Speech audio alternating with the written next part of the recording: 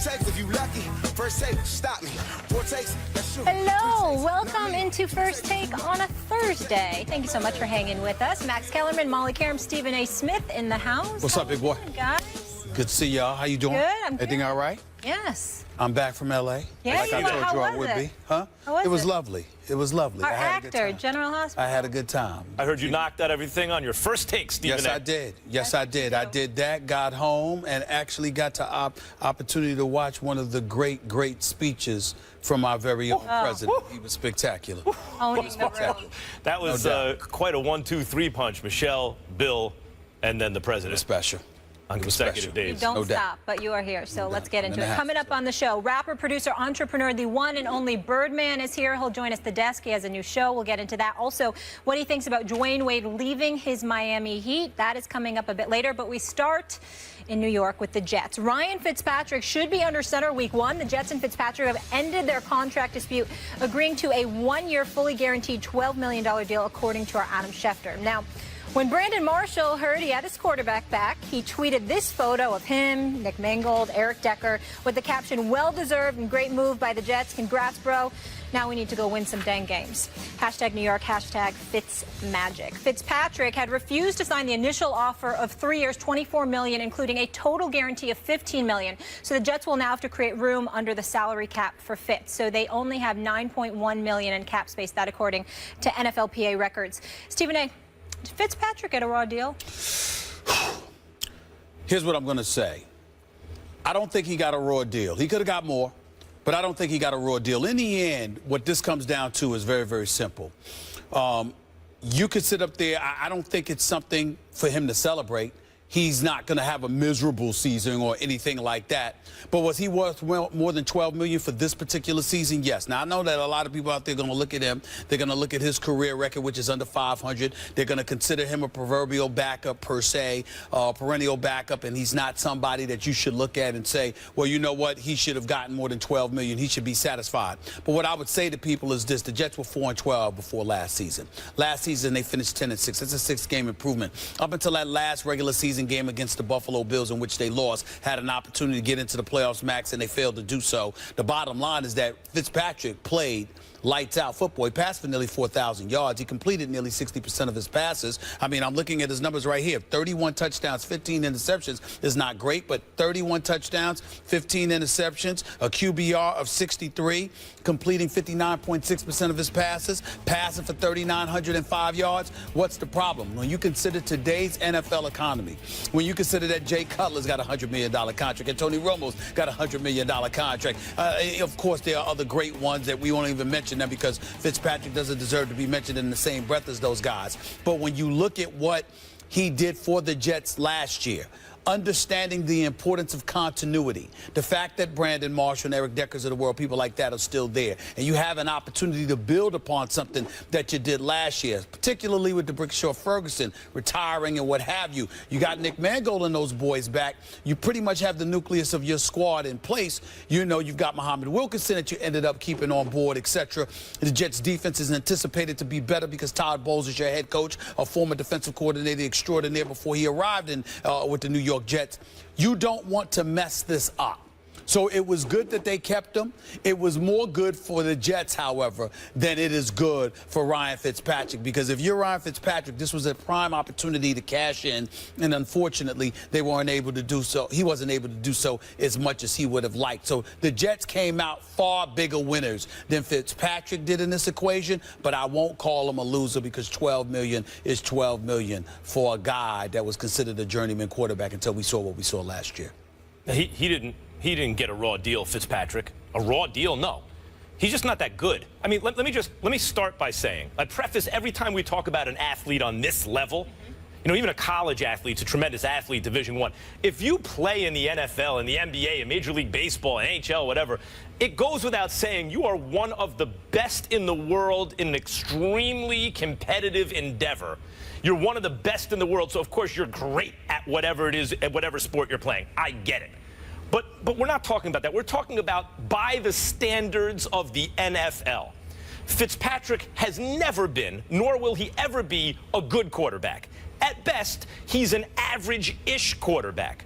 Now, if you're an average-ish quarterback Stephen A., as you mentioned, in this day and age, given the vertical passing game, the importance of offense, being able to throw the ball down the field, given the moment of leverage for the Jets, who have a very good squad, and also given the fact that Geno Smith is the backup, and he has never shown college or pros that he's never given the indication that he could ever be consistent enough to be your starting quarterback and really make hay in the playoffs. Right. Given all of that, there was some leverage here for Fitzpatrick. And if he were 26 years old, okay, he wants 3 years, 4 years. He wants to get paid, maybe not like Andrew Luck, of course, but better than he got paid for the year and over more years. Fine. But he will turn 34 years old this season. He's never really had one decent season in the past before this one. Turning 34 years old, and you mentioned it. He had one game he absolutely had to win against the Bills. Win and you're in. And he lost. So he's a 34-year-old on his best day average NFL quarterback who choked under pressure.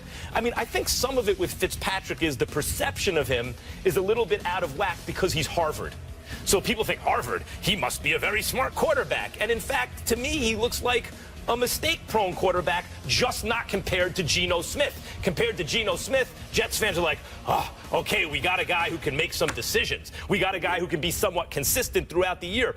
But given his age, 1 year, $12 million, that sounds right to me. Well, it doesn't sound right to me because I'm thinking about production. I'm thinking about what the market demands. I'm thinking about your situation, all about history. If I have Geno Smith as my alternative, I'm going to prioritize re-signing Ryan Fitzpatrick. That's point number one. No disrespect, Geno Smith, but damn it, get it together because you haven't looked that great. And then to come in the last season, before the season even began, to really ruin your season and potentially your career because you get knocked in your jaw because you decide to get in the face and talk smack to a 250-pound linebacker you owe money to. That is the epitome of stupidity. So let's be clear. Well, actually, I shouldn't say that because nobody usurps the stupidity of Alden Smith if he is guilty of being that Alden Smith that was in that video just the other day that we talked about. If that was him, that would usurp that level of stupidity. But outside of that, I'll give it to Geno. Then we go into the marketplace. Let me revisit that. And we will be talking about this throughout the day because we're going to get into Kirk Cousins a little bit later with the Redskins. Let's look at this, Max Kellerman. Kirk Cousins, 1 year, $19.95 million, $19.953. That's what he's scheduled to make this season. Ryan Tannehill. When's the last time the Miami Dolphins have been in the playoffs? I don't recall. I'll have to look it up because that's how long it's been since the Miami Dolphins have been in the playoffs. I don't even remember. But Ryan Tannehill is getting paid $19.2 million, okay? Let's look at Colin Kaepernick. He was on the mend. He was hurt. Wasn't himself. Did go to a Super Bowl. Can't knock that, okay? But clearly the last year or so in San Francisco. I know you're not comparing Fitzpatrick to Kaepernick. I am comparing Fitzpatrick to Kaepernick based off of last year because we are living in a world where it's all about what have you done for me lately. Not to bring up Janet Jackson, but it's appropriate. But here on the planet Earth, if here on the planet Earth, Fitzpatrick's not Kaepernick. Well, here on the planet Earth, Colin Kaepernick's got a lot to prove, and we don't even know if he'll have a starting job next year, whereas Ryan Fitzpatrick is fresh off a season where he threw for nearly 4,000 yards, 31 touchdowns, and is playing for a coach in Todd Bowles who clearly knows what he's doing on one side of the football, and McCagnon and him together are collaborating to bring the right personnel to the New York Jets. So I can see comparing the situations because of the situation that Ryan Fitzpatrick presently finds himself in. If it were not for last year, you would absolutely be right. But taking into account last season, I'm not going to dismiss that. Jay Cutler, 18.1. You know, I'm almost tempted to walk off this damn set right now when I hear that number. Jay Cutler at $18.1 million. I mean, the only thing, I'm going to say this again. I'm going to say it again from audience here. I've seen Jay Cutler smile once. And that was when he was signing his contract. It was almost like he was laughing at the Bears in the city of Chicago, okay? Which should have barricades up to ban his leaderless self from being the face of that franchise. Don't get me started with no Jay Cutler, okay? So we've got that going on. And then, oh, by the way, Brock Osweiler, 7 starts, 5-2. He's at $18 million. I understand the situation. I understand everything that you can say because, you know, he coming from the Super Bowl champions. He fielded admirably when Peyton Manning went down. I get all that. All I'm trying to say is this. You, of all people, being the capitalist that you are, you almost put me to shame being the capitalist that you are. Considering that, when you look at the market and you look at the money that's out there, to give you those numbers and then to go to Ryan Fitzpatrick at $12 million. Right now, that ranks 23rd in the NFL in terms of salaries based on what I'm looking at right here. Well, he's at number 23. Yeah, I'm just looking at it. I'm like, Okay, look. All right. Look, everyone you just mentioned. Let's table Jay Cutler for a second. Thank you. Let's table him for a second because he quit on his team in the NFC Championship game, but he's certainly more talented than Fitzpatrick. And he's had a better career than Fitzpatrick. Fitzpatrick really hadn't done anything in his career. And what has Jay Cutler done? 2 decent seasons. And what has Jay At Cutler least done? Jay Cutler has had a couple of seasons where during the regular season, he's been pretty good. Fitzpatrick had a chance to go to the postseason, and as soon as the pressure was on, choked. But everyone else you mentioned, including Tannehill, including Kaepernick, who else did you just mention? You don't count it against Jay Cutler that he was riding a bicycle on the NFC Championship game on the sideline. What did I start by saying? I said he quit in the championship. But he didn't even have the decency to fake an injury or something. He was riding a bicycle. He was riding a bicycle. He became Lance Armstrong for crying out loud. Let's table Jay Cutler. All right. Everyone I'm just else saying. Outside of Jay Cutler, yes. Everyone else you mentioned is a younger quarterback, is a quarterback where teams have reason to believe they have at least as many good years ahead of them as behind them. Now, let's look at the marketplace. You're talking about what the marketplace will bear. There's a reason that Fitzpatrick is getting a 1-year, $12 million contract. There were teams that could have used a quarterback. Where were the offers? The rest of the league saw, because in the NFL, it's a hard cap league. No leverage. The most important thing you can do as a GM is properly price talent. That goes for draft picks. You have to be able to properly evaluate and price talent. And the league looked at Fitzpatrick and what he wanted. He wanted length of contract and a decent guarantee. And there were no takers in the NFL. The marketplace said nope. And you know how ruthless the NFL is. So the Jets are sitting there going, all right, here's 1 year. But Max Kellerman, here's where your argument goes out the window, because you're talking years. I'm talking numbers, even if it's just for 1 year. And what I'm saying to you is that even though you have to take into account how much money the Jets have available, and we all understand it was a bit dicey for them right now, because it's dicey for them now that they agreed to give him the $12 million. I'm saying to you, for this 1 year, I'm not talking long term, for this 1 year, when you consider the season the Jets are coming off of, what you're considering Tyrod Taylor and his evolution in Buffalo and what they're going to bring, when you consider that Gase, who did a decent job, a very good job making Jay Cutler look decent, that's now in Miami, and what they're trying to do with Tannehill, you got to take that into consideration. When you know that Tom Brady is going to be fresh off a 4-game suspension, going to have attitude with everybody, and is going to run roughshod over the AFC East, if history is any kind of indication. If you've got all of that going on, you're the New York Jets. You can't disrupt this apple cart. See, this is the thing that annoys me about the Jets. And even though I love me some Todd Bowles and the crew, this is what gets on my nerve with them, meaning the brand that is the New York Jets. It has been 5 years since they've made the playoffs. 5. Rex Ryan didn't make it his last 4, and Todd Bowles didn't make it last year despite a 10-6 record. And you got to the final game of the regular season, and you came up short, largely due in part to Ryan Fitzpatrick and a couple of other dudes. Here's what gets on my nerves about this. I can't stand when they walk around like they've won something and they get to sit up there. It's all right. It's okay. We gotta mind our manners with this. We've got to mind our finances with that. Blah, blah. You know what? You need to remind us that you are actually trying to attempt to make a playoff break. We need to remember this about the Jets, because they damn sure don't do a good job of reminding us that they're trying to be a playoff team. Well, they're doing it now. I love when you make my point for me. Thank you for giving me all this evidence. I disagree. Next week, by you the say, way. yeah, 30-plus touchdowns, 15 interceptions. 31. 3 interceptions in the game they needed to win. Sure. In other words, it would have been a really nice season, except instead of 12, it's 15 interceptions, because when you needed him most, he choked. Mm-hmm. One of them was a late, Okay. Legitimate. Still, you're talking about how much leverage. Essentially, everything you said about Fitzpatrick vis-a-vis the Jets is how much leverage he had with the team, given the moment, given the squad they have, given the opportunity in the division right now, given who's his backup. He has all this leverage. So the fact that he wound up with only $12 million, because you're saying the real problem is the number he got for this year. Forget about age. We're not talking about huge guarantee. The number he got for this year.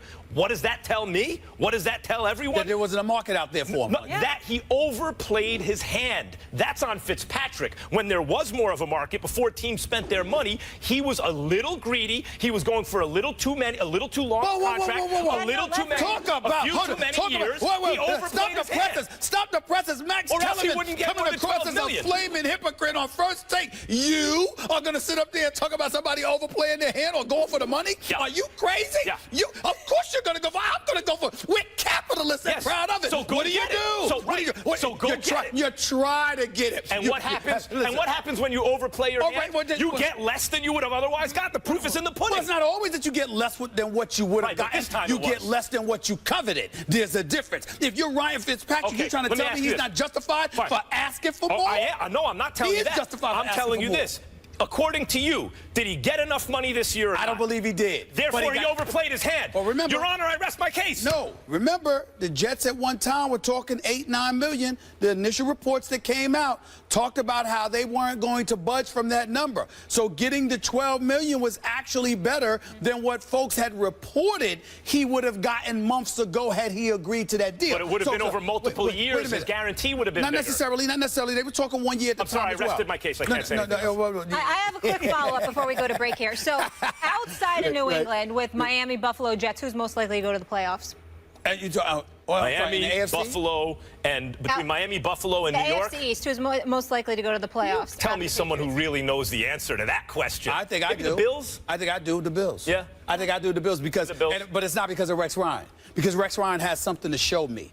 I haven't been satisfied. I think Rex Ryan has made more he's had more success making headlines than actually on a football field. And I respect him as a coach, as a defensive mind, but last year was a very, very bad year for Rex Ryan in this respect. He usually was known for being a stout defensive, not a brilliant defensive mind who didn't have an offense. Tyrod Taylor came out of nowhere and put the football world on notice that this dude is no joke. You combine that with LaShawn McCoy. You combine that with Sammy Watkins, who you should have got the damn ball to earlier than you were getting him the ball. And Rex Ryan, if your defense shows up, the Bills could have been better. So as far as I'm concerned, Rex Ryan is on the clock right now. I totally agree. If you take aim at Belichick and you state that going into the season and everything, there's only so many times you can play that card and always come up short before you turn into a joke. So even with Fitz, the Jets aren't necessarily a playoff team.